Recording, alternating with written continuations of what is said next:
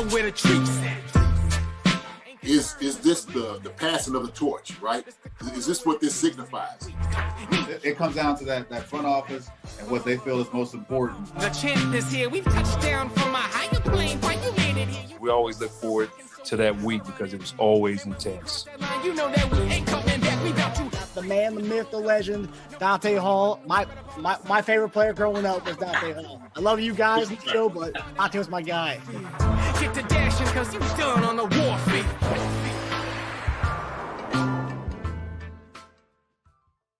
This episode of Chief Concerns is brought to you by betonline.ag and Underdog Fantasy. BetOnline continues to be the world's most trusted betting platform and your number one source for online betting in 2025.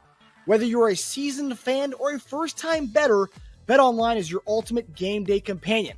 With the largest selection of odds on everything from football, the NBA, college basketball to NHL and UFC, BetOnline is the number one sports betting source for the new year. From touchdowns to three-pointers and hat tricks, BetOnline has you covered on every game, every play, and every win. BetOnline, the game starts here. Want to make some quick cash and have fun during the NFL playoffs? Well, it's time to embrace your inner underdog. Over the last 3 weeks, we have given 11 selections, and we have cashed on 10 of those, predicting higher or lower on multiple different player statistics. So we are ready to continue this heater into the playoffs. So if you have yet to download the Underdog app, do so now and get free cash. Click the link in the description or use promo code CHIEFCONCERNS, one word, to claim your free pick plus first-time deposit offer up to $1,000 in bonus cash. It's NFL playoff season, so let's continue to keep the good vibes in 2025. Hey everybody, welcome to another episode of Monday Morning Tight End on your Monday evening. I'm Marcus Dash and here with legendary Chiefs tight end Jason Dunn. And ladies and gentlemen, the season has officially begun. The second season has begun, and it's playoff time, JD. It is playoffs week, divisional week, JD. How you feeling, brother? It is. I'm very excited about this week coming in. I am ecstatic that we are finally getting to play a football game, finishing up on this three-peat, starting right here with the Houston Texans, bring them into the stadium and give them my old country butt whipping and send them on back to Houston. So I'm very excited about that. I think our guys are going to be incredible with this entire game, and I cannot wait, just like they cannot wait. And I'm sure they feel like it's been forever since they played. And for some guys, it has been. It's been 2 weeks, 2.5 weeks that they're sitting over here getting ready. But make no mistake, these guys have the whole process. They have been out there, getting practicing, getting everything together for all of this, Marcus. So just because they haven't been playing a game doesn't mean they haven't been practicing hard, and their focus is about winning and doing this three-peat, man. So I'm excited. How you doing, my brother? How's it going? Doing good, man. Doing good. It's been a long 24 hours for me. We were talking offline. My father checked into the hospital last night, right before the Sunday night game. Ready to watch the Commanders game. He's a big Washington fan, being in the area since 1970, whatever. Huge Commanders fan, and he was about to pass out and faint before the game. Called 911, took him to the hospital. And right now he's kind of going through some different evaluations right now. They think there could be a blocked artery, but still, it's going to be another night in the hospital. So after the show, I'll be heading back to the hospital to see Pop. But yeah, I appreciate any love and prayers y'all can send my way. My dad is a tough cookie, but yeah, we'll definitely appreciate all the prayers and love y'all can send our way. But yeah, it's been a rough 24 hours for the Dash household.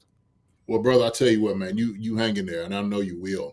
I know you're very vigilant and all those things, man. And we're going to be putting our prayers in for your father and your family. They're just going to go through. So, I haven't met your dad yet, but I know he's a tough cookie from everything you have said about him and talked about him.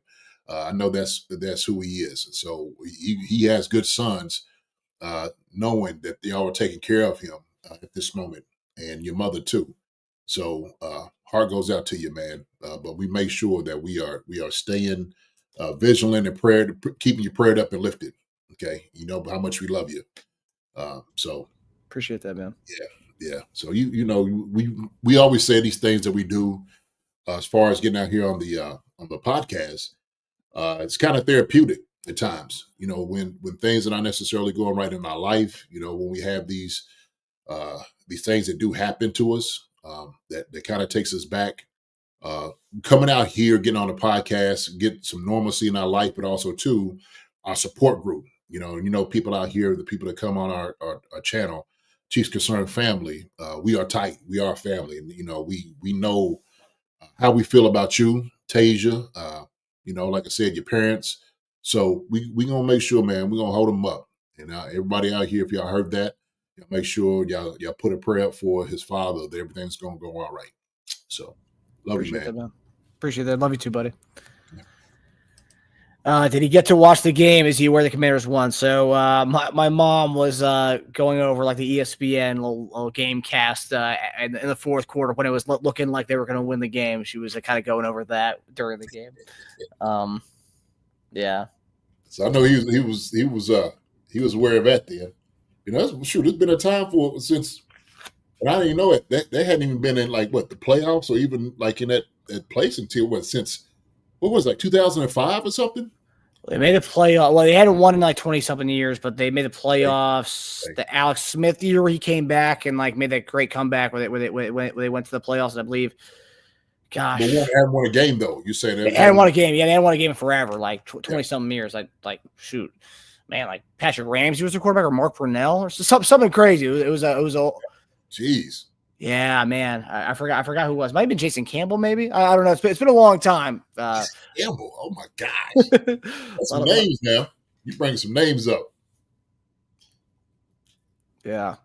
So, but yeah, he was happy they won, and he was aware they won. As a matter of fact, last week against the Falcons, he was talking about how he thought he was going to get a heart attack watching the Falcons in the Commanders game from 2 weeks ago. I was like, okay, all right, and then yeah, but. Yeah. See everybody pushing out all the prayers over here. About time says Marcus, if he's at Hopkins, he'll be there with the wife also. She goes up Wednesday on my birthday. I'll include him on my multiple prayers a day for my wife. Absolutely. Amen. Yeah. About time we praying for your wife too, doing it. So yeah, Hopkins. Yeah, but you're not at Hopkins though, are you? I didn't we're at Inova Fairfax Hospital. It's a big time hospital in the nation. A lot of people go there for heart things, so it's a good hospital to be at if you're having cardiac issues. So yeah, wonderful. That's good. That's good. That's important. It's important to be in the right place, man, to get the type of care that you need. The healthcare system is something that is that needs to be fixed. Okay, it just does. It just does. I'm not saying anything about that, but I know you said when we were talking and discussing this, that he's at a good place, for it. So it's beautiful. It's beautiful. So.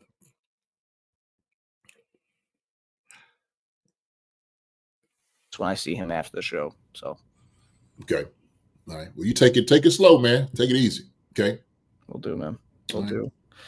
But obviously, yeah, guys, I'm seeing in the chat, everyone's kind of upset that the Chiefs don't have the primetime game on Saturday, which we thought last year the 1 seed had the primetime game, but this year it looks like we got the 4:30 slot on Saturday. I don't know, doesn't really change anything for us. We're going to all watch the game. We're all going to love it. It's actually better because it's actually an earlier post-game show for us. Instead of doing a midnight post-game show, we have a 7:30 post-game show. So actually, I'm not opposed to a early game on Saturday, JD. Man, look, the way I look at it, the Chiefs are playing on Saturday. Everybody's going to be watching this. I mean, that's what it is. And a lot of people are going to be watching it for the wrong reasons. They were going to watch it to see if the Chiefs get beat, if they lose. That's exactly what they're there to see. And so all I've seen is a lot of bitter fans from a lot of different fan bases, saying whatever they want to say. My thing is, hey, come and watch the show. Come and watch the show, man. Look, and I'm going to tell you something. All right. And I've seen some analysts talk about this today, how easy it's going to be. I think I've seen Stephen A. Smith said, I'm not giving them a chance. Or, Shannon Sharp says he gives them a milk chance with 2%. I thought it was kind of funny. I'm like, oh, okay. But make no mistake about it, man. These Houston Texans are very serious. They beat the Chargers handily, okay, down there in Houston. And they're really, they are rolling. and they know they want to come and get another shot against Patrick Mahomes up here in Arrowhead, GHA Stadium. They know that, and so we're not going to be sleeping on them. And make no mistake about it, these guys are ready. They are prepared, and Andy's got those guys focused up. They're focused up. They're not listening to all these analysts out here and, coming, the ones that want to jump on the bandwagon until this week and then next week, whoever wins and jump off of it again. That's what's going to happen, right? But we ride the wave. That's how it is with us. We understand what the Chiefs have, who they are, okay? And we're looking for this repeat. A historic moment is what we're looking for. So it's going to be a great game to watch, Wendy. A great game. Man, let me say hi to everybody here too, Marcus. I ain't even had a chance to say what's up to everybody in here. So, Wendy, you be the first one I get to say hi to. Richie Halvery next. About time. Good to see you. Andre Chenault, Mike Brennan, Rick Ledoux. Let me see. G Pick is out here. You see in the house. I see Neff was out here as well. Neff, love you. Good talking to you. I'm going to call you back. Hearts and Roses. Hearts and Roses is here as well. Let me see who else we got in here. That's the ones I see on this right now, Marcus. So, Sweetie is here. Sarah73 just pops up. What's up, Sarah73? What up, what up, what up? So, we they ready. They ready, man. They ready. Good to see you all. Good to see you all this evening. But, Marcus, we're going to try to get through this thing kind of quick because we know everybody wants to watch the game as well. We know you have things that you have to do. So, we're going to ask some questions. We're going to talk about a few things. And then we'll move on from there. We'll move on from there. So, yeah, we'll save our full preview for the Wednesday show to preview the game on Saturday. But yeah, tonight, there's no grades. So obviously the questions like we do in the off season, Monday is your day. So shoot up the questions you guys have for us and we'll fire them off. And yeah, we'll get out of this faster than our usual shows. Obviously playoff football, gotta enjoy the last few games of the NFL season that we have before it's all over. And also I gotta head back out to the hospital after this. But yeah. Okay. There you go. You got Rick. What's up, Rick Ledoux? Congratulations to Patrick Mahomes on having his third child. Yeah. There you go. Hey, Patty. Got to do it. There you go, Pat. There you go, Pat. Get you another one in there. That 3-peat?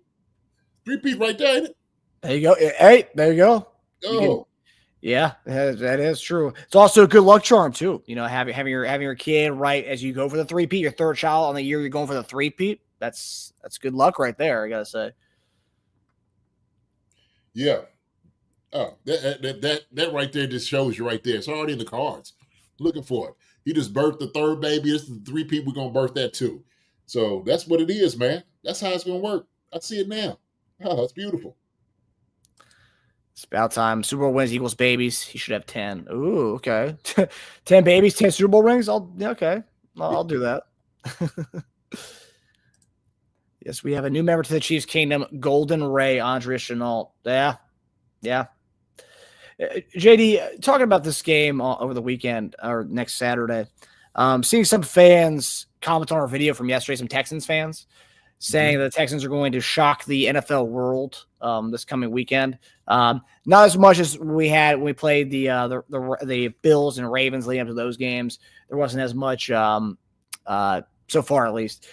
But when you hear Texas fans talking about that, and obviously in the back of our minds, we all think we're going to win this game. We're a 7.5-point favorite for a reason. Mm-hmm. What would be the perfect storm in your mind based on what the pros and the things that the Stroud and the Texans do so well and defensively as well versus what our defense and offense can be kind of susceptible to? Whereas what would be a perfect storm for the Texans to come out and win this game? And what should we, as Chief fans, be weary of when we're going to see this Texans game on Saturday?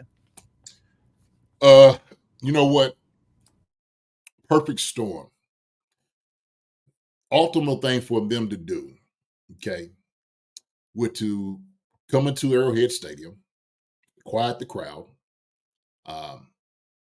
move the ball down the field, control the clock, keep the ball out of Patrick Mahomes' hands, and play good defense. I think it's what it's going to boil down to.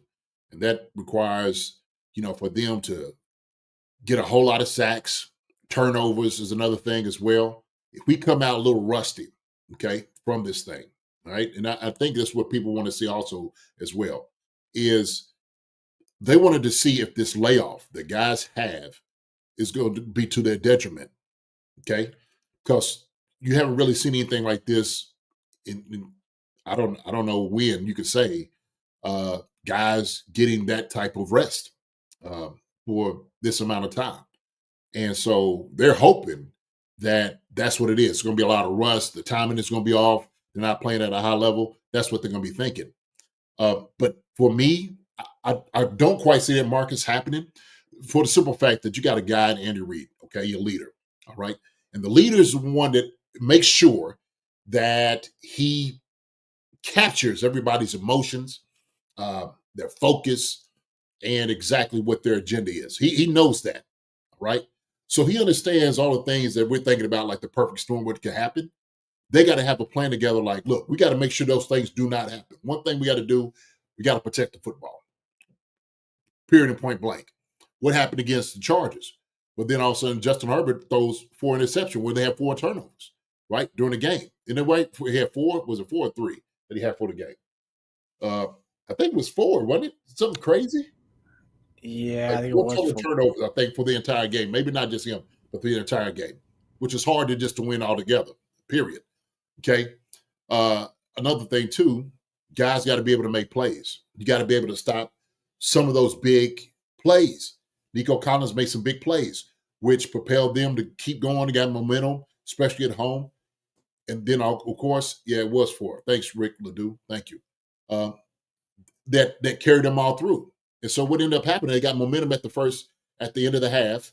They got the ball coming about the second half, but Joe Mixon was able to get off a little bit. So they was able to just kind of weather the storm, especially against a good pass rush like the Chargers have. So those are things that we know we got to be able to combat. And Andy does a great job of that. Not just Andy, but we talk about Nagy too. Of course, Spags with that as well.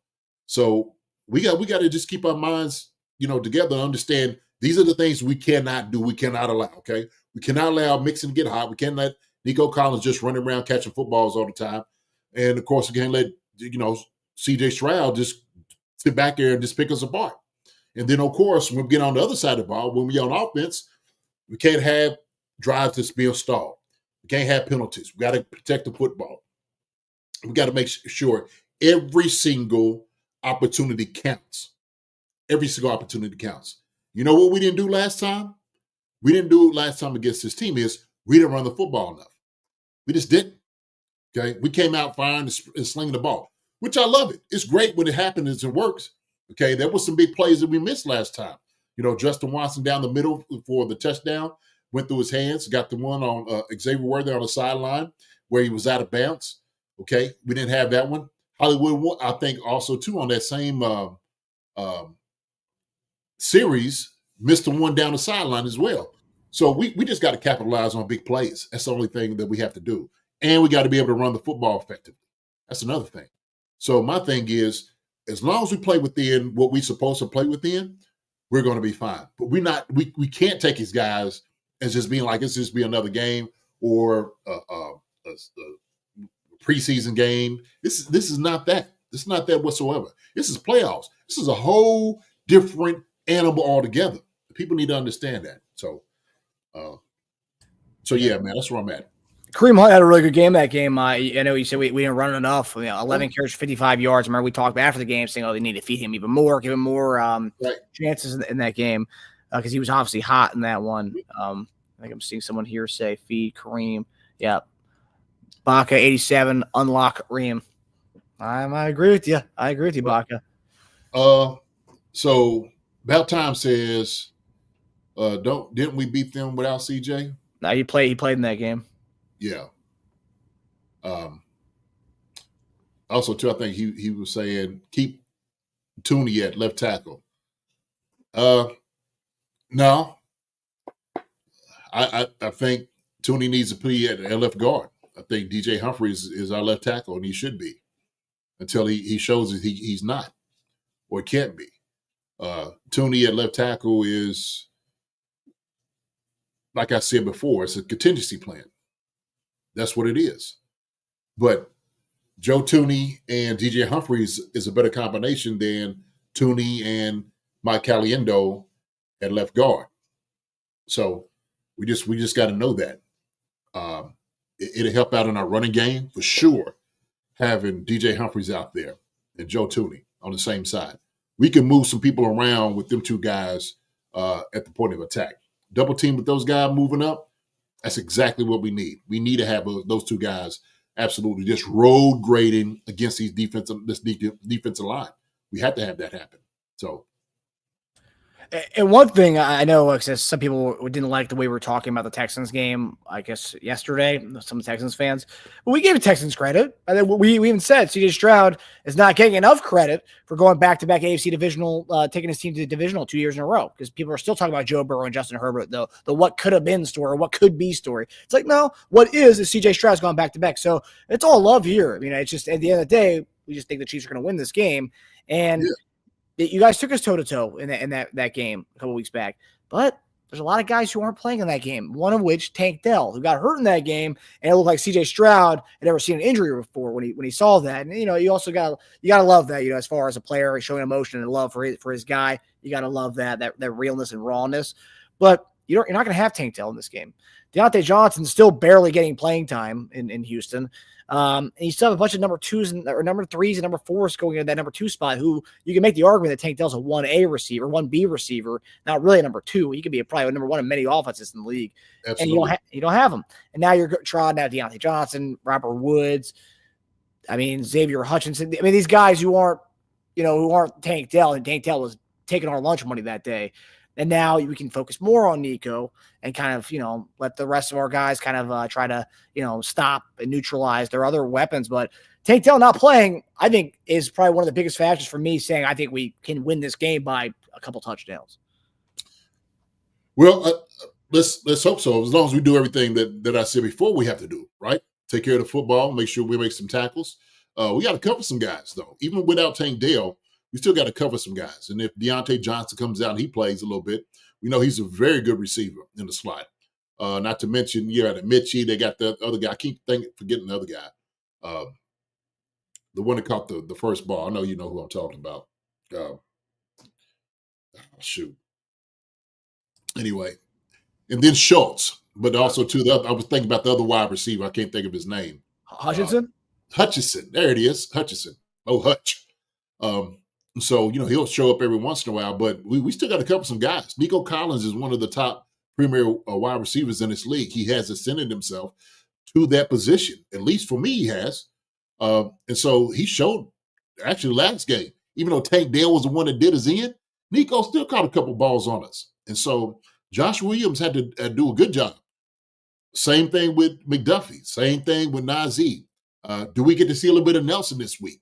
That's another question, Marcus, that we had to find out. So if we able to have that going into this playoff and this run, I like it. Shoot, I don't just like it. I love it. I love it. So our guys going to be healthy. We got to just make sure, man, we're putting our hands on the wide receivers. We got to make sure we stop Schultz from getting, catching some footballs. He scored a touchdown on his last time. Same thing with Mixon. He does a great job of catching the ball out the backfield. And don't get him going. And once you do that, you bring some pressure. You do some things that they're not going to be able to see as well. Rick Ledoux says Jalen should be back. Rick, we don't know what shape Jalen's going to come in. Hopefully he comes back, man, and he's Superman if he's going to get some playing time. I don't know. I haven't heard as far as like how he looks in practice. I haven't heard any of those things, Marcus. Have you?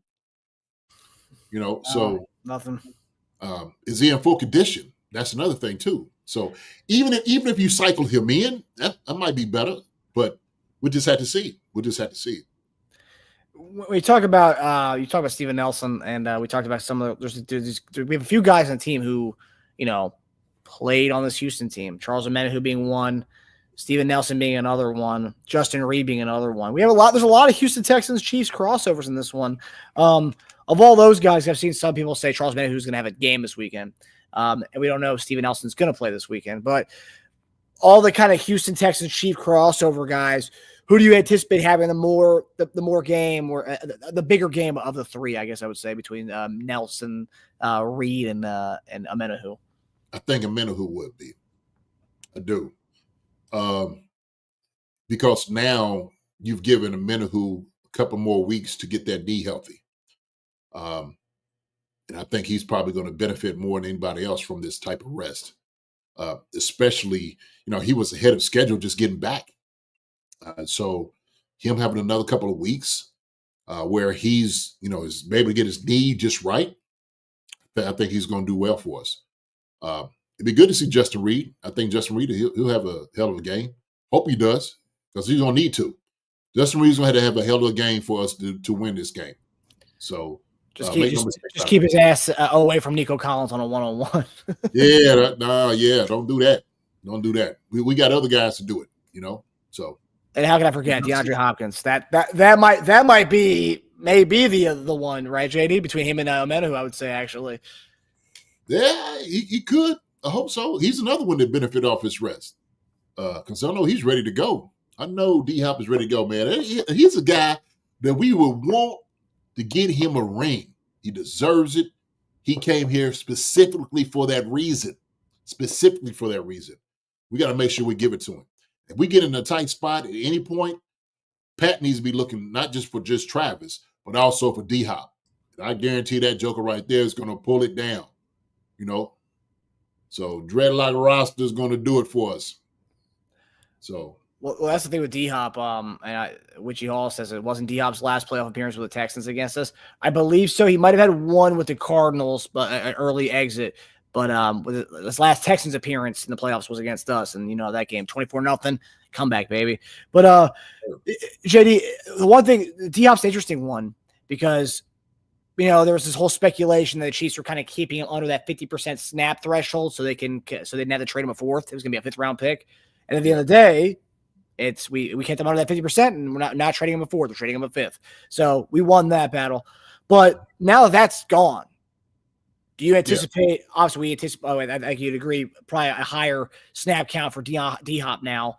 And do you anticipate kind of now that it's playoffs, it's a shorter season. We don't know if this is it for D-Hop. Could be, might not be. But we'll probably see the most D-Hop snaps. Do you think going forward in this playoffs? Kind of just go out and put it all out there. It just depends. It depends on what we want at a particular plays. What I've seen these past few weeks. And what I anticipate, especially during this playoff run, is we're going to have a heavy dose of Xavier Worthy, Hollywood Brown, and D-Hop. Not to mention, I'm just going to the question with New Life Every Day asks, do you think they're going to get Travis involved early and often? And I do. You have to get Travis involved early and often. You look for a guy to show up. One guy you can always count on is Travis Kelce. Okay, Kel's going to make sure he's going to get his. He's going to make sure everybody else is taking care of around him as well.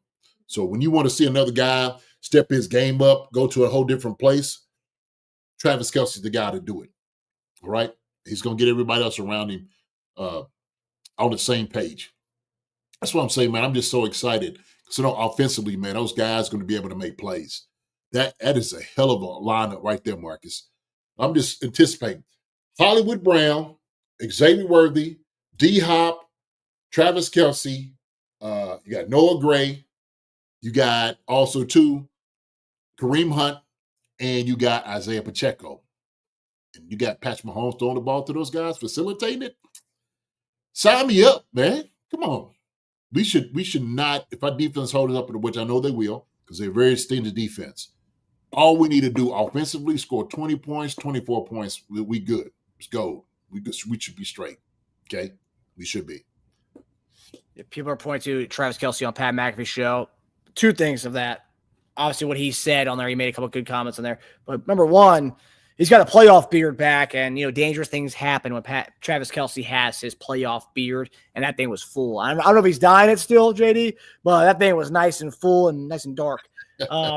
But he said on there, talking about, his age, and everyone always loves to talk about his age and regression. But on that podcast, he talked about, on Pat McAfee's show, he said he's feeling 22, obviously a Taylor Swift song, feeling 22.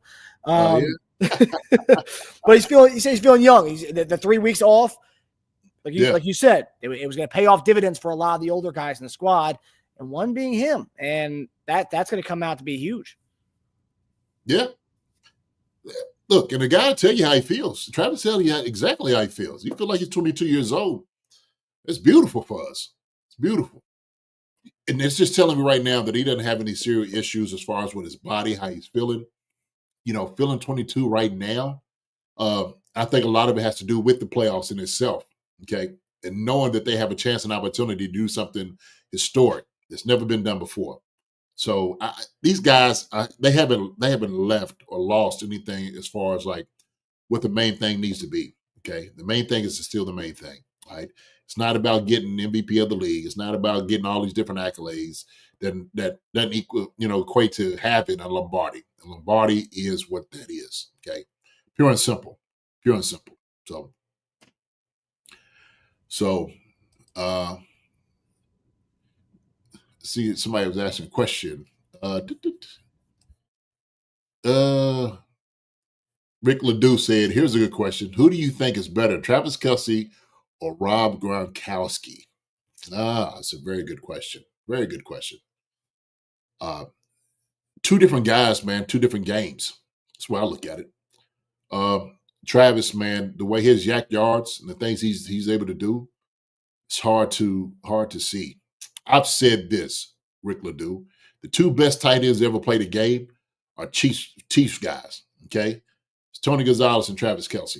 Okay, so that answers your question. I think Travis is definitely better than Rob. Rob was a bad boy, no doubt about it. But as far as what Trav gives and what he's done out there, longevity is wild as well. Like same thing with Tony TG. I think definitely that. No, everybody, go ahead, Marcus. I was going to ask you. I don't think we've ever talked about this before, but what are your thoughts? I don't think I've ever heard anyone talk about this aspect before.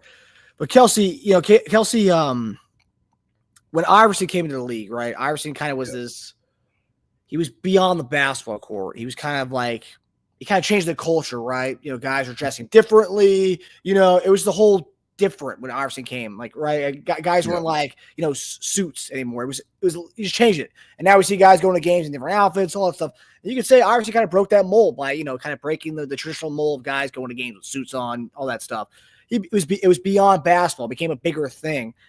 And do you think Kelce's kind of done the same thing? Maybe not for the NFL, but like for the tight end position itself, making it a cooler position, making people know what it is more, kind of breaking the mold of like, hey, like tight ends can date famous pop stars and rock stars too. It's not only quarterbacks doing that, right? Tight ends can be that guy. Tight ends can have their reality show. Tight ends can have the badass podcast, right? It's not only retired players doing it. It's current people doing that. And I think he's like kind of changed the game in a way. It has its own cereal. It's like tight ends weren't really getting that notoriety. NFL players were, sure, that your quarterbacks and wide receivers were.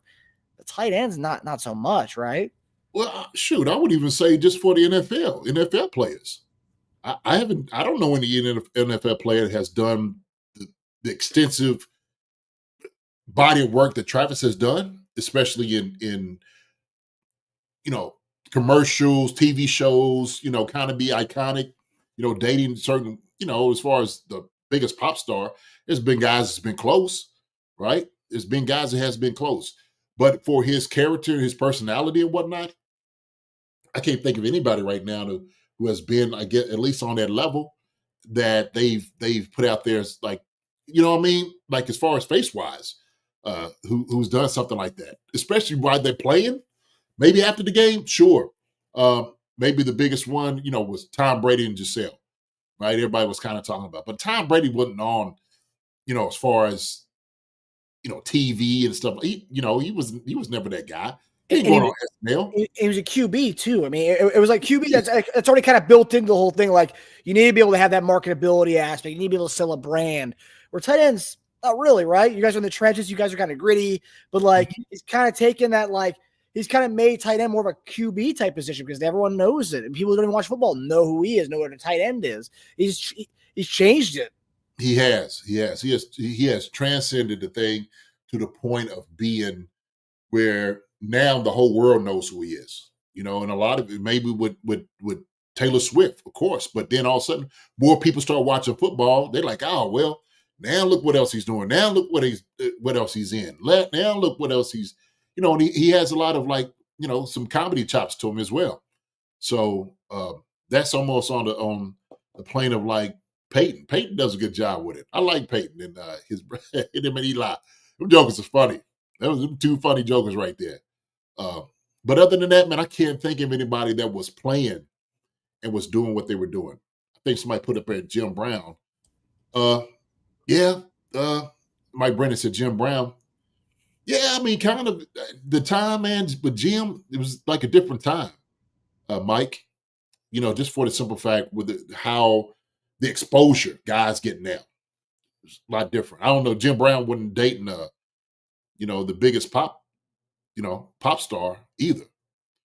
I know Jim was doing a few movies here and there, but as far as that, I didn't really see. And also too, like, I feel like even we're both big TG fans and big football fans, right? So like, I feel like, TG didn't change the game so much so that you had casual kids. Like my brother said, for the freshmen, because he was a freshman coach, he said the 8th graders, right before they go, because where we have school, we don't have middle school football. So it's like middle school teams have your local youth clubs. And then 8th grade going to 9th grade year, that's where you start to meet with the high school coaches and all that stuff. He said he had 2 lines that were the most full this year of guys who wanted to play a certain position. What were those 2 positions that had the most amount of kids who want to play those positions? Quarterback and tight ends. Those are 2 positions that people want to play the most. When I was growing up, you had to make kids take them by the receiver, nah, or linemen, nah, you could be a tight end. But the fact that kids are flocking to tight end positions, kids are flocking to QBs now, it's no coincidence. It's the time where the main one of the biggest stars in the world right now is dating a tight end who happens to be one of the. You can't watch TV you can't watch TV with 20 minutes without seeing a Jason Kelce or Travis Kelce commercial or some sort anymore. You just can't avoid it anymore. I think there's a number of reasons because of that, right? So if we're thinking, there's a lot of different variables. Okay, so I'll talk about a couple of them here. Obviously, it is the exposure that you're seeing with Travis Kelce, but I also do believe, and this as well, in high school, you kind of get into a body type which you don't quite know where you stand, right? You got a lot of guys in high school who are linebacker, tight end-esque type of no size. Now coaches also seeing the benefit of having a tight end who can catch a football and also block. That's another thing I think that Travis brings to the table that he does a lot of too, that people don't really give him a lot of credit for, is the blocking that he has. Now, kind of talk about you were saying about TG, and I think a lot of it had to do with, you were talking about it, primetime TV. When me and TG were playing, we didn't really have primetime TV games like it is now. I mean, you got how many Netflix, Prime, I mean, you name it. I mean, they're on everything. YouTube. There's no reason why you can't see an NFL football game. Social media, Rick, that's another thing too. And so it was just a different time where guys are now being able to be seen. So if you now see a guy who's doing SNL, doing skits, him and his brothers doing a podcast is very successful. It's just different. It's just different. So I know here in Kentucky, there's a lot of games people didn't get to see because the market out in Kansas City would get to see the games there. And it was hard to find a jersey of Kansas City here, or hard to get a Kansas City game out this way. Yep. And it's just because of the TV deals and stuff like that, the way it was structured was totally different. So I think it's some of the variables. Back when you played, I mean, we were lucky to get 2 prime time games, or lucky to have a 4:25 game was a Chiefs Raiders kind of thing. But it was very rare to have a prime time Chiefs game. But yeah, maybe 2 a year, a Sunday night and a Monday night game, a Sunday night against the Raiders at the end of the season, and maybe an early season Monday night game or something. Yeah, it's true. That's the way it was. So they named the guys that been out there. Broadway Joe, my nephew says, Broadway Joe was kind of, I think he was the one that kind of broke the mold a little bit, kind of during that time, as far as the way he was viewed. I was a shout out to Fred Williamson. Yep, the Hammer. Old school about time. Old school about. I want to ask your age about time, but that's you saying some names out there, man. You saying some names. You got to be around about my age. So Tony Romo, remember Jessica Simpson when she was at the top of her game too? That was a big deal. It was, but Jessica Simpson. She was pretty big at the time. She was. She fell off big time, like shortly thereafter. Pretty girl too. That was another thing, So, but Tony Romo is. It's just, I think, marketability. Somebody else said it, marketability as well. So that's what people want to. They want to find people that have that type of personality and character. And Travis, he embodies all of that. He embodies being a superstar. He really does. Yeah, and also, I just think like quarterbacks, the dawn of time have always been kind of that star. Like, right, we talk about like that.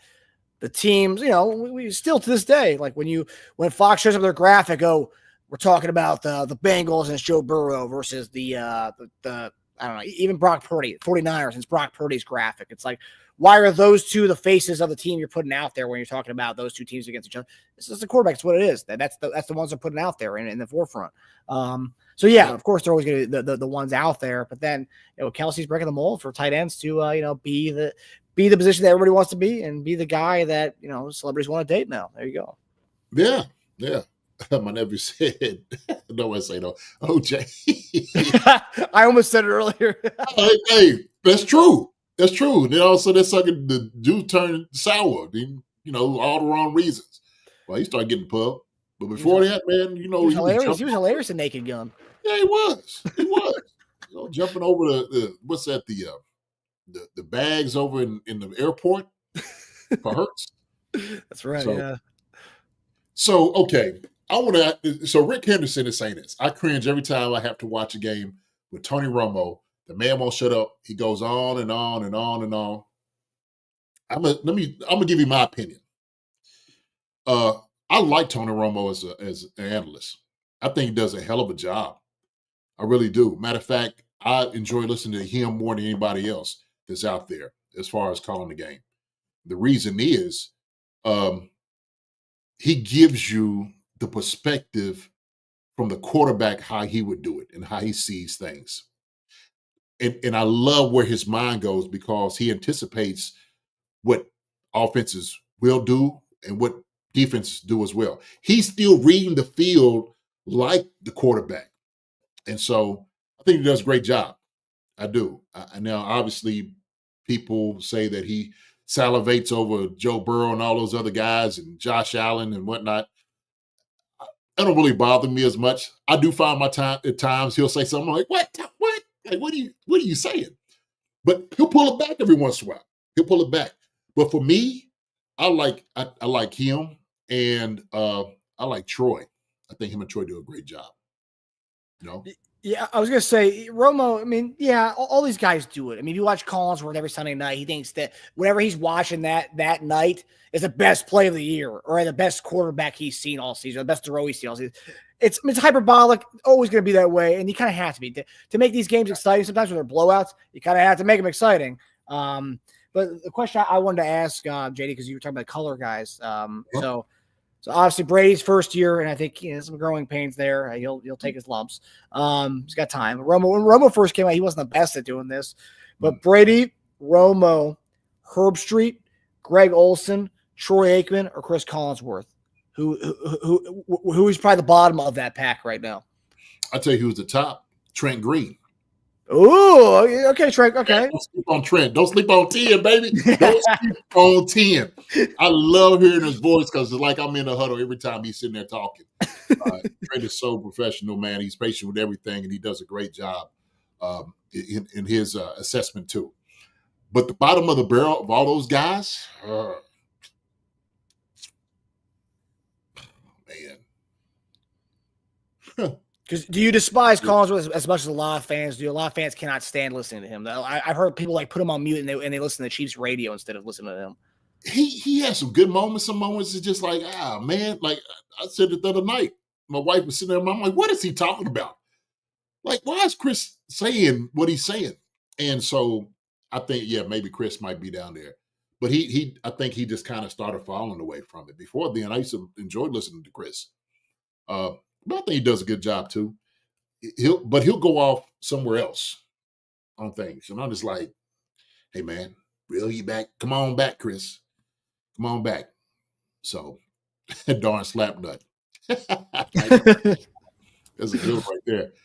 Oh, slap nut. Rich Gannon was solid at it. Steve Berline was also pretty good at it too. Not Berline guy. You know what? I can't even remember them doing it as much. Seriously, Yeah. You know, to give you like an opinion on it.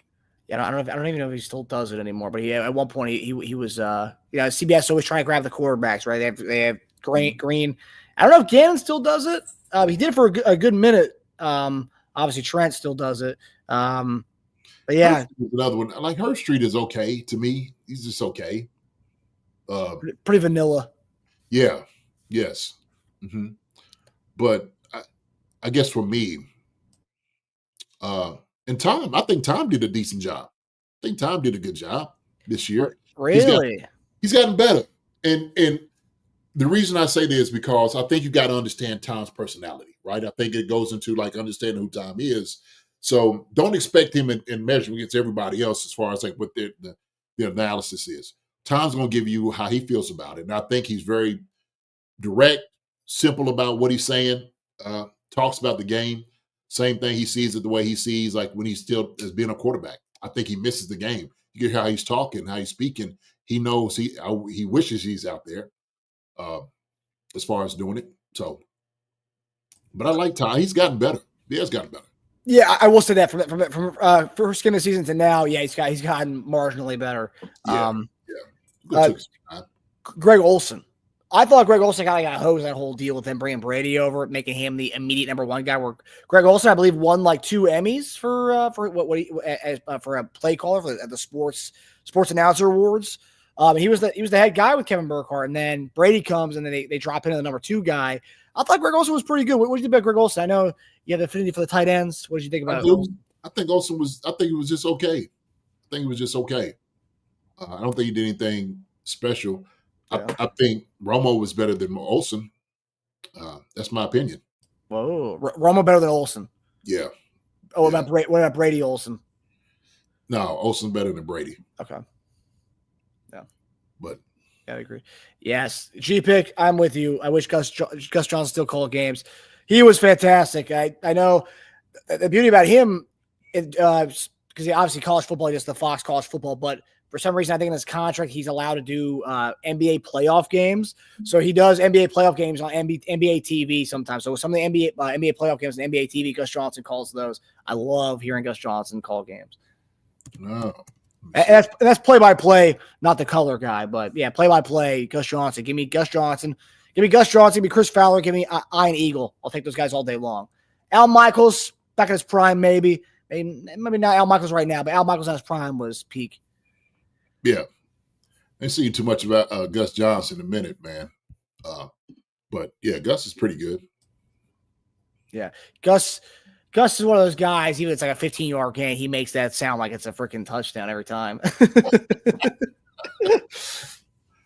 So the barbershop said, I hate when Tony Romo calls our games. Yeah, I mean, I love it. I do. I like Tony. I think he does a good job, man. You see, Choco G. I became a Chiefs fan when Trent and Dick Vermeil came to the team.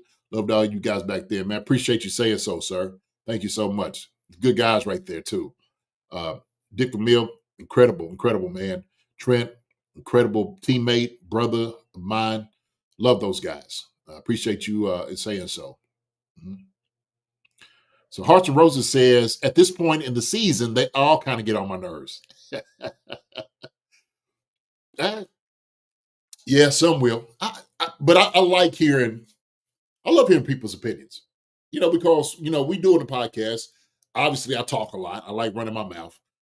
and I'll sit here and I'll text my guys. We'll talk about a lot of different things, different plays, what's going on in the game. So I love it. I love just sitting back here and talking about these things. I really do, and listen to what guys have to say. And some I'm like, oh man, it's an idiot thing to say. Who's a guy? Well, he's a NFL, but they said he was the worst commentator ever this past year. I think he played offensive line or something. Matt Millen? No. He's a new guy. So, somebody help me out. Let me see. But he was known as like the worst commentator, analyst. Not Mark Schlereth. Mark Schlereth is pretty good. Yeah, Mark's okay. No, not Jeff Saturday. No. He's doing color commentating for games? Yes. Huh. But they voted him as like the worst commentator. He's an offensive lineman. Okay. He's brand new. He's only been probably this past year. I think he's on the NFL Network, if I'm not mistaken. But the thing was, when he's calling the game, he's calling it just like an offensive lineman is. And they have a very particular character. They have a very particular sense of humor on how they do things. So I could see, I'm like, oh yeah, he's an offensive lineman for sure. Because these guys, the way that they act and who they are, they're different guys. And you just got to know it. They just got to know those things. Jeff Saturday, now one Jeff. He's a full tight end. He's a new dude. Hold on, Marcus. Let me see. Yeah, they just. Oh man. You say it's NFL Network, or is it? I think it is NFL Network. Let me see. Calls games.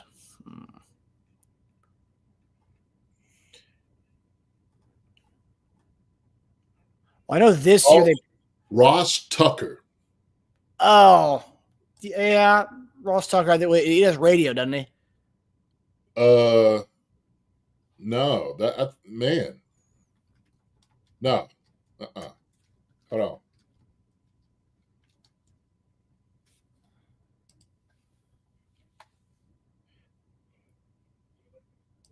Let me see. I'm gonna send this picture to you. Okay. Yeah, no, I know Ross Tucker is. I thought he was doing radio. I didn't know he was. Also he's doing. Yeah, he was doing. Yeah. Yeah, he's got some interesting takes. He's got some good tweets too. Like he definitely usually puts some good analysis and stuff and like good numbers. I think he's got like a betting podcast as well. Oh, does he? Okay, all right. So, are you a fan or no? You know what? I'm somewhat of a fan. I remember I was like, who was this guy? Who was this guy sitting there talking? And I looked him up and it was Ross Tucker. I'm just like, oh, it makes sense. Offensive lineman. Like it makes sense. He sounds like an offensive lineman would be doing a game. Of course, sometimes the way he speaks and how he talks, it's just kind of like this, they're like funny guys. I don't know if offensive linemen, you've been around offensive linemen, you know exactly what I'm talking about. And there's no shade to offensive linemen at all. I love you guys, but we know that they have a very particular type of sense of humor. They really do. So Andrew Whitworth doesn't call games, but he's good on their pregame show. He's not offensive line, he's a tight end. Anthony Beck, he does college games. Anthony Beck's pretty good. Oh, is he? Okay. I haven't seen Beck do it. I don't know when did he start doing it? He's been doing college games for a good amount of time on ESPN. But like he doesn't do any of their main games. Usually like ESPN2 or ESPNU like games. But he's pretty good. I like Anthony Beck. I was an Anthony Beck fan. Yeah, tight ends are different. Well, you, Travis Kelce, you got Tony. You guys know what you're doing on the mic and on the camera, JD. Yeah. We try to. Greg Rose said, I thought Dan Durdeff did a good job back in the day. He did. Dan did. I like Dan. Wendy said Tucker could turn into a comedy schnick. Yes, he could. I mean, that's who he is. That's how funny it is. That's why I was like, man, who's this guy speaking? Who was saying this? But it does seem like somebody would be in a locker room talking and have just spent these jokes. So, yeah. Who was he telling him back in the day? There's Paul McGuire, Joe Theismann, and who's the third guy on the Monday night crew or Sunday night crew back in the day on ESPN? Paul McGuire, Theismann, and gosh, slip of my name. Mike Patrick, I believe. Okay. Those are that was a good tandem back in the day. I always loved Paul McGuire, and obviously Theismann, local hero around these parts. But I love those three. And they would talk. They would talk about guys like nicknames, like when it was like Theismann would say, "Yeah, I was talking to Richie Gannon the other day." Like Richie Gannon, no one calls him Richie Gannon, but Theismann's calling him Richie on the airwaves. Yeah, yeah, I'm sure he's calling Richie. I'm guaranteed he's calling Richie too in his face. Oh, yeah. Richie. Yeah.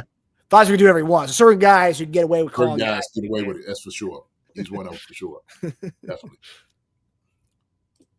Yeah, we're catching like the old Monday night ABC guys. Yeah, it's all. Yeah. So I'm gonna ahead give a shout out, man, to my nephew, man. Just let him know, man. Hey, look, better luck next year. Okay, I know it's a rough one. Watching the Green Bay Packers get their heads beat in by Philadelphia Eagles, but hey, man, how it works sometimes in the league. Did you see where the book that AJ Brown was reading on the sideline went to like #1 on Amazon? Inner Excellence? Yes. Went to like #1.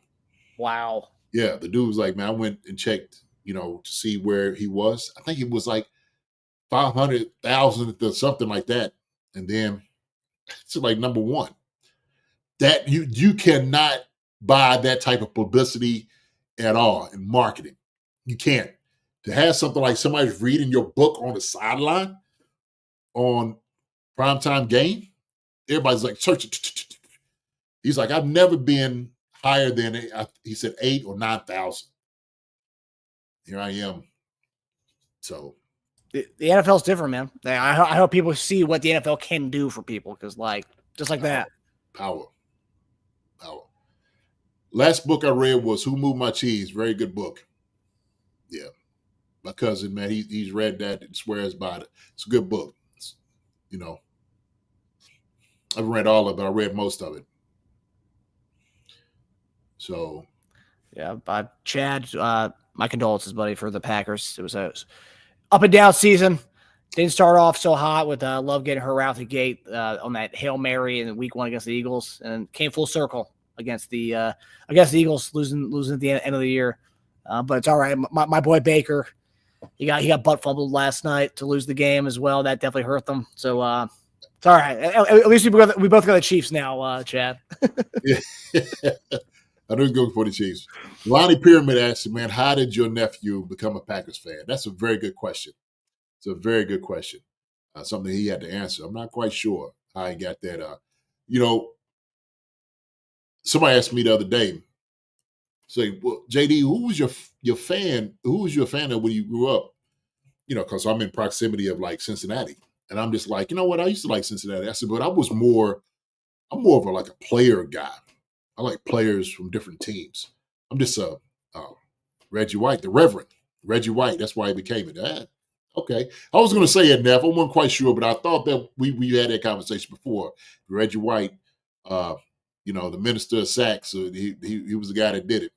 So, but yeah, I said I'm always a fan. I'm a fan of like players in the NFL. Wasn't really a particular team that I liked. But my guy, man, without a doubt, was Sweetness. That was my dude right there, man. That was my guy for sure. And so, Walter Payton, man, that joker was incredible to see. You didn't follow like Chris Collinsworth, right there next to Cincinnati, Yeah. You didn't grow up idolizing Chris Collinsworth. No. I didn't, and for real, man, I didn't really know Chris Collinsworth was that dude. I had no idea. I do homework on Chris Collinsworth. Like, dang, guy, like your son was like that. And I don't know. Man, crazy. When I learned that, I was like, oh my god, that's wild. Me too. Yeah, I was watching like the old like Steve Sable like football like the documentaries on those games. Yes, sir. And I'm watching the Niners Bengals, and I see Chris Collinsworth with the grab. I'm like, Chris Collinsworth, is that the same one? I did a little research. I'm like, holy crap, that's him. Bad boy, man. Bad boy. I was like, look at Chris. Go ahead, boy. Go on, get it. It's almost like did you see that? I know we're just kind of talking right now. Apologize. But I forgot who was. They were talking about Kwame Brown. And say Kwame Brown would sit there and say, man, some doctor wanted to see my hands, said he could help out over here with my dribbling and stuff like that. They was like, a doctor said that? He was like, yeah. He's like, he's out here. I don't know who he is, but he keeps saying they could help me with my hands and rebound and stuff. He said, I don't know what this dude is talking about. So the guys were kind of like, oh, okay. Well, who's he talking about? They said they go out and they see it's Dr. J. That's who the doctor was. He didn't know who Dr. J was. I mean, funny, but also too, it just shows you like who's not really doing their homework, for guys to go, get past them, That's and true. so we got to talk about eras, right? How many young guys really know about like a Tony Gonzalez or, Gatesy, right? So if you're in like that era of like a Rob Gronkowski, Travis Kelce, Graham and all those guys, you're not going to see all those guys that came before that, right? You're dismissing the Tony Gonzalez and the Shannon Sharp, okay? You definitely get to see a Kellen Winslow, senior. You didn't get to see in those guys. Ben Coates, man, come on now. Ben Coates, Green, you know what I'm saying? So Eric Green up there, Pittsburgh. Shoot, we talking about my era of guys like tight ends that was coming out that was just monsters. So Jay Novacek. I mean, come on. So there it is. DG is still the best tight end. Choke G, I said, man, we got the best in the business, man. Kansas City, no question about it. Lau Alzado. Yeah. So. All right, final question. When do you get the final question? Are you all looking forward to the Super Bowl halftime show, JD? Sure. It's Kendrick, isn't it? It's Kendrick Lamar. Yeah. Did we talk about this being kind of? They should have gone with an Atlanta star for the or not Atlanta, New Orleans, a New Orleans star for the New Orleans. Well, I think the controversy was saying like Lil Wayne should have been the guy, should have been Kendrick Lamar. I believe that maybe you might see Lil Wayne coming out making a cameo possibly. Just all the guys from down there, the group, Hot Boys. Yeah. That'd be cool. It would be. So they got to tread lightly though. Drake's coming for everyone who's going to that song. He's coming for everybody. He's trying to. I mean, look, did you see LeBron's story? No, kind of not really, man. I'm gonna be honest. I haven't really followed this beef because I really don't care. To be honest with you, you know what I'm saying? I really I'm like, whatever. For real. Think it's all silly. But what did he say about LeBron? What was the whole deal with LeBron? Apparently he texted somebody. Apparently him and LeBron are really close. And then he's been very upset to see that LeBron, like a lot of clips that he posts online, going back to summer, is him like singing lyrics to Not Like Us. And that's got him really upset. And he told someone, kind of alluded to LeBron would go to Canada to cheat on his wife and whatnot, and he could pretty much expose him, pretty much threatening to expose LeBron for and he's butthurt about LeBron being a big fan of that song that kind of calls him a pedophile in the song, a lyric that calls him a pedophile, which is just silly. The whole thing is really silly and petty, but that's kind of where that's at right now. Yeah. It is pettiness. That's why I don't follow all that petty. Look, all that salacious, petty stuff, Marcus. I don't fool with. I think it's silly. You know what I mean? That Drake needs to grow up. Shoot, sucker got as much money in the world, man. Why you doing beef? Leave the beef alone. If you just trying to keep the thing going, fine, whatever. I get it. It's part of trying to create something, just so everybody can follow. So, but I'm out. I'm out with all that craziness. Well, it's also like, I mean, one thing, Drake never like said anything bad to Kendrick. I mean, in the songs, I listened to some of the songs back and forth. Drake was saying stuff back to Kendrick. If Drake never said anything to Kendrick at all, and then Kendrick just came out with the song to diss him, then I understand you being upset. But like, you were saying some pretty awful stuff too back to Kendrick as well in your songs too. So it's like, you're not innocent. No, definitely not innocent. You know, and they were talking about culture vulture. Lionel Pyramid said he was telling the truth about Drake. Yeah, everybody knew kind of Drake had that little bit of that stab you in your back mentality. You know that. You know, a lot of these rappers, a lot of those dudes, kind of became what they were. Maybe had the life that they say they talk about. So it's whatever, man. Drake's good with how he's doing it. I like his music. I think he's been very talented when he's able to do it. But he had a whole lot of writers, a whole lot. Okay, those guys don't get credit like they should, and that's what I hate about it. Like ghostwriters don't really get the credit like they should. That's the problem and the issue they have. But this right here has got me. I'm over here laughing. Wendy said, "Where is it at? Oh my gosh!" Hold on. See. She says DJ Academics and said Drake trafficking white girls for LeBron.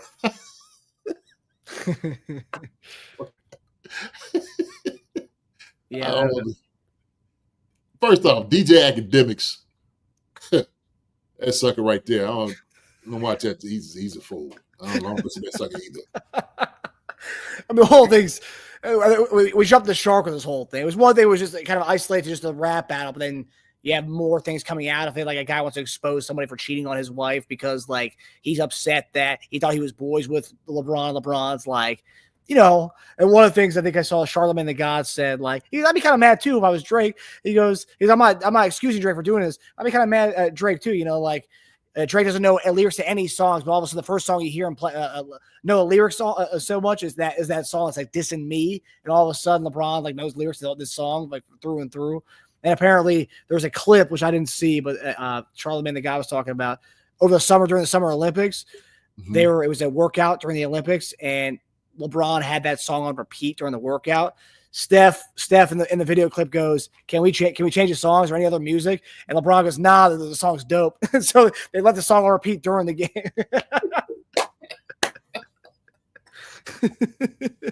Hey, look, man. It's a catchy beat. It's a catchy song. It's hard not to hear, right?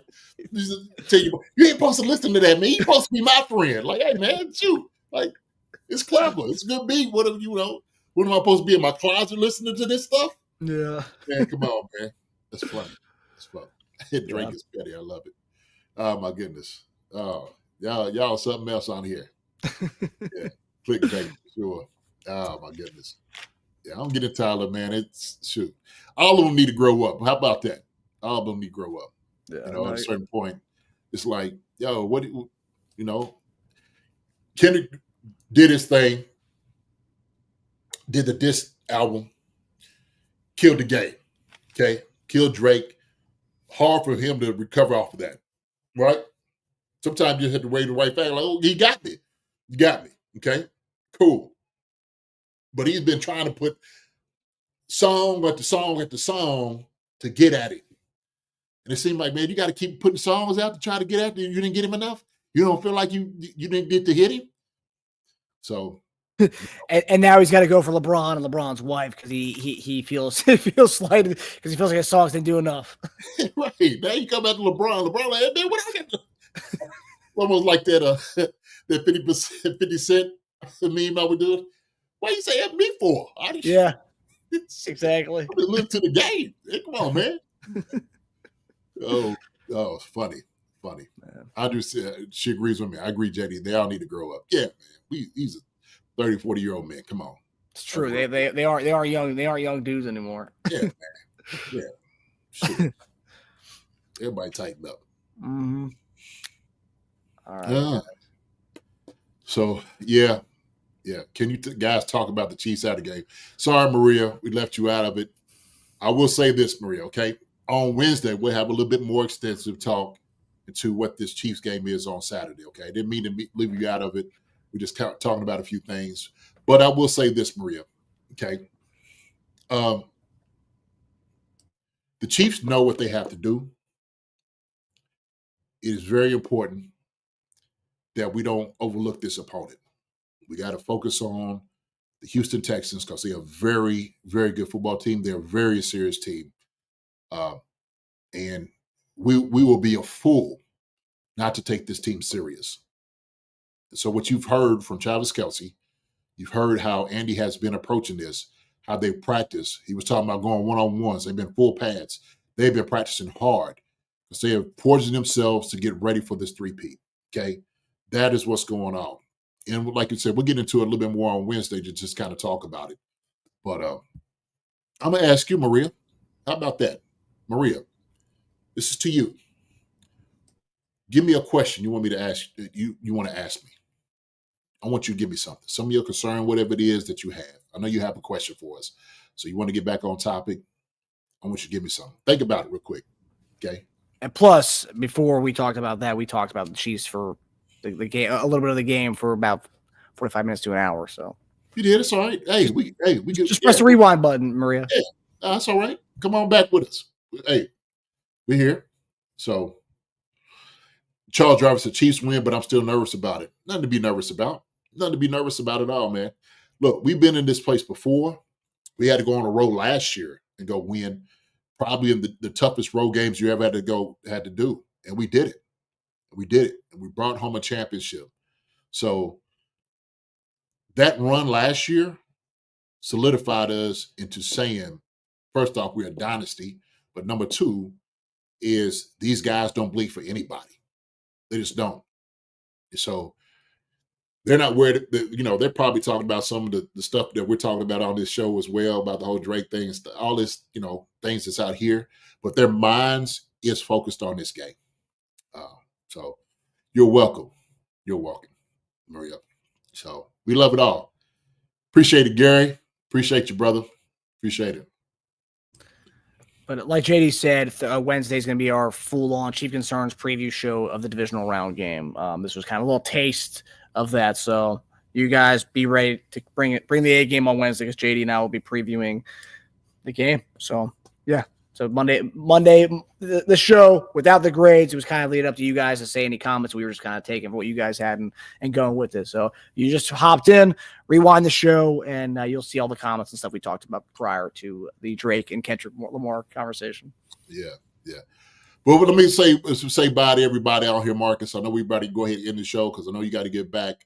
And also, if y'all didn't get to hear, Marcus's father is dealing with a situation right now. Him and his family, please keep him in your prayers and thoughts, and just get on your knee to say something really good to from your lips to God's ears. And so, Marcus, we're gonna hold you up, hold you and your family up, and we keep supporting you and your father, man. We love y'all. But good to see Andrea Chenault, Witchy Hall, Mike Brennan, Charles Driver, Rick Henderson, G. Pick, Gary Holland, Wendy, Maria DeJohnez, About Time, The Barbershop, Lonnie Pyramid, Kevin. It's good to see you as well. Greg Rose. Sasha is in here. Appreciate it. Hearts and Roses. Optimistic James. Good to see you walked in. Also, too, let me see who else got. Neff. Always good seeing you. Rick Ledoux. Neff, I'll give you a shout out to this. Let me see. Who else we got in here? That's the ones I can see right now. I said G-Pick already, I think. But Chaco G is in here as well. It's kind of hard, when you're running through this. Lynn Julian is here as well. Mike Brennan, good to see you, my brother. Let me see. Get up here toward the top. I said Wendy, I think, already. And listen, New Life every day. Good to see you as well. It's a new one. I haven't seen that name here before. Lego My Ego. No Name is in here as well. But listen, y'all know what it is. Look, we always have a good time to come talk. We're going to get over and check this game out. Apparently, I guess the Rams, I'm not even seeing it, so they must be handily getting beat right now, right, Marcus? Is that what it is? Blowout, 24-3 so far. Woo-wee. The Rams.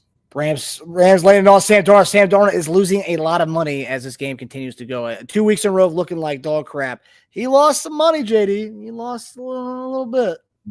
He gonna get that Baker money? I don't know. After these two performances, oh no, he's lucky he gets Baker money. He'll get a Baker's dozen. That's what he's getting. Hey, but him and Baker might find themselves in the same place, ain't they? You gonna call Baker and see where they vacationing there? Hey, Baker. Hey, Right about move that. over. Come here. I'm gonna have a seat with you. Okay, I'm gonna figure out how you talked him out of $30 million or whatever you got. Okay, how was you able to get him, Baker?